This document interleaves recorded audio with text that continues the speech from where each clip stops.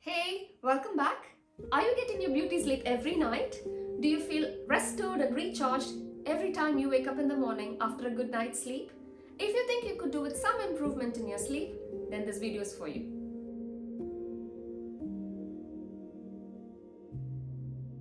As adults, we all need at least 7 to 9 hours of good quality sleep every night to restore and recharge our system. Getting a good night's sleep starts the moment you wake up in the morning. Honestly, I'm not exaggerating. That is why we're going to talk about how to develop an effective daytime routine for a good night's sleep. Let's get started.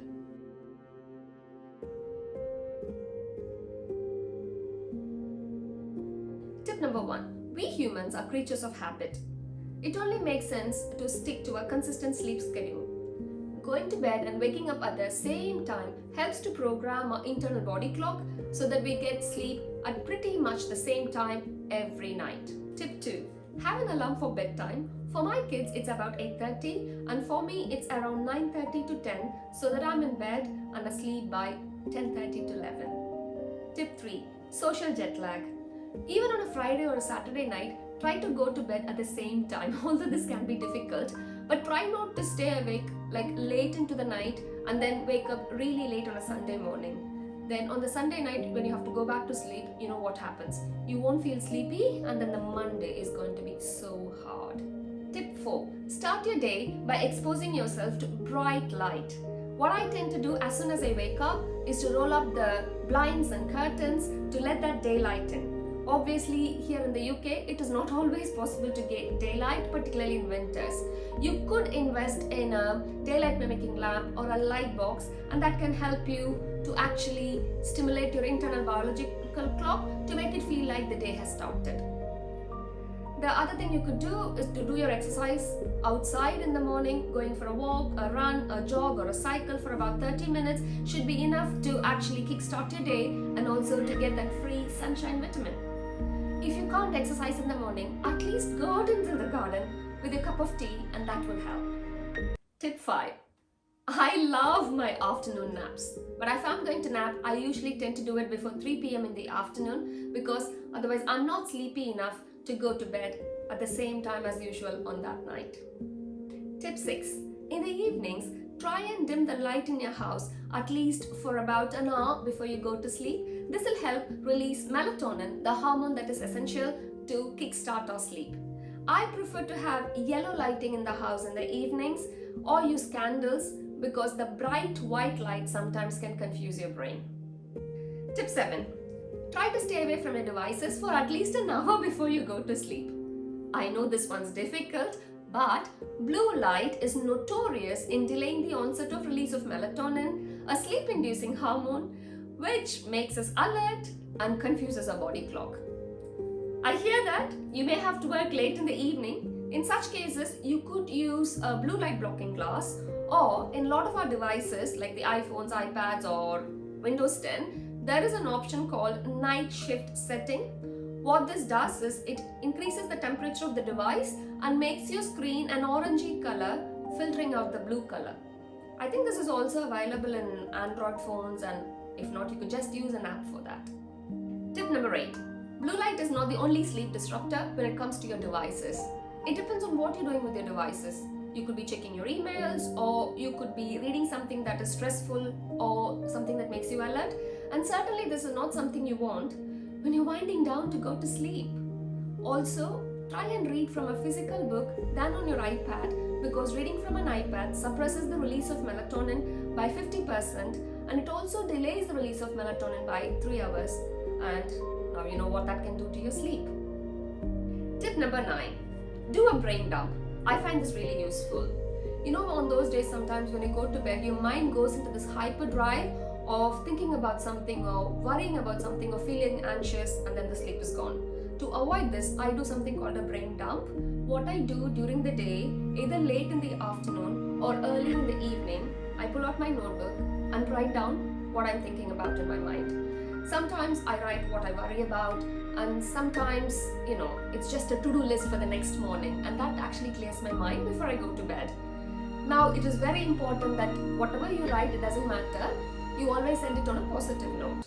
So you could say something like what you were grateful for on that day, or it could be something you've learned that day, or it could be something you've achieved.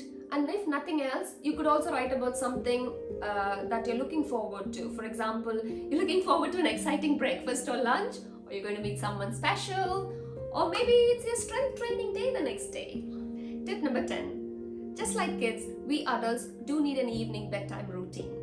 The reason being, this helps us to relax or wind down for about 30 to 60 minutes before we go to sleep. Mine starts with brushing my teeth, followed by a nice hot relaxing shower or sometimes bath, followed by applying a moisturizer very gently and pampering myself. Then I settle down to read a book on most nights. Sometimes I listen to music or do a bit of stretching.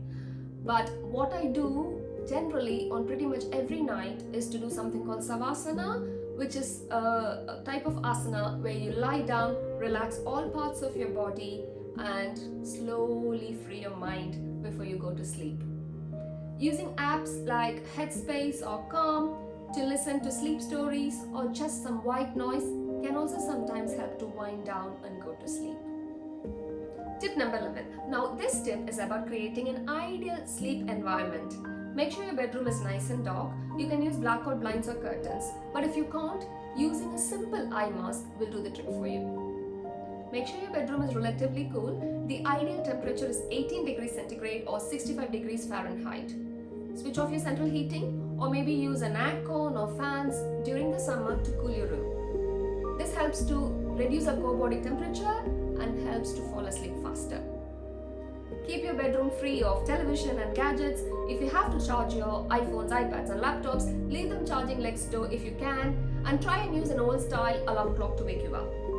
Keep your bedroom tidy and clutter free. After all, bedroom is your sleep sanctuary, and sometimes using lavender oils in your diffuser can help you relax and go to sleep as well.